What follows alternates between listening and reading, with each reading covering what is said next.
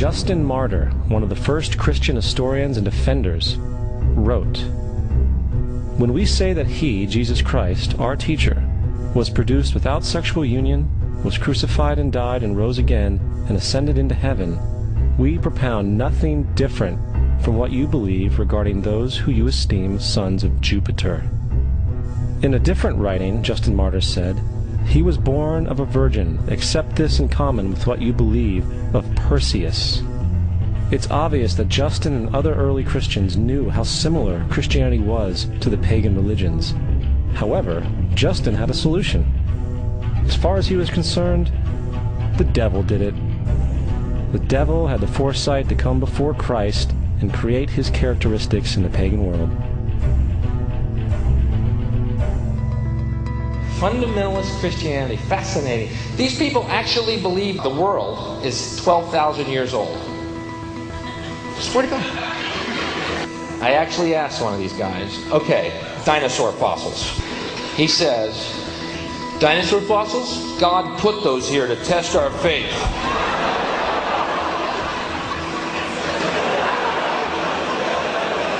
I think God put you here to test my faith, dude.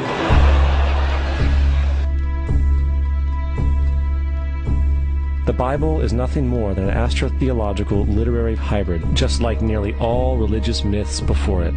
In fact, the aspect of transference of one character's attributes to a new character can be found within the book itself.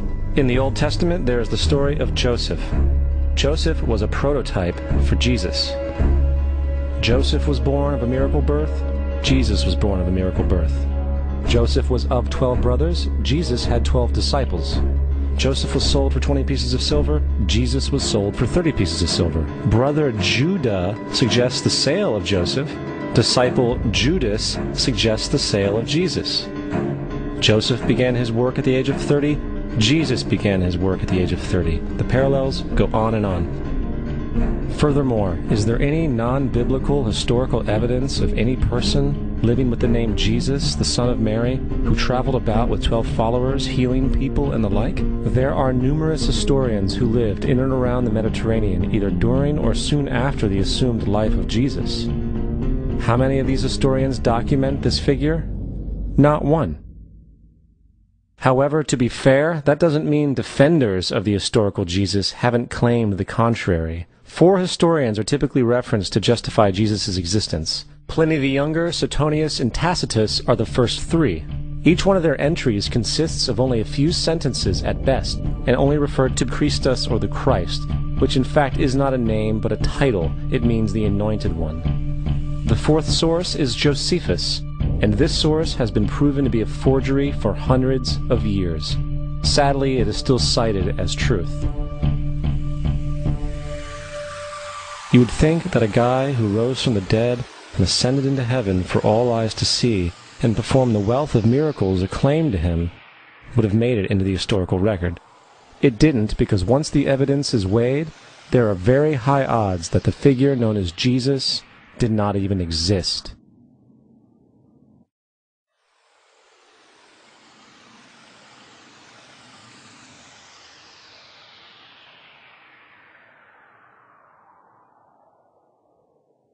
We don't want to be unkind, but we want to be factual.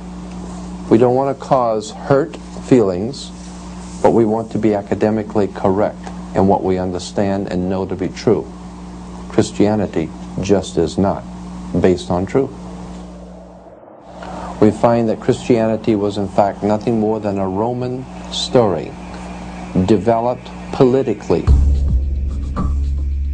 The reality is, Jesus was the solar deity of the Gnostic Christian sect, and like all other pagan gods, he was a mythical figure.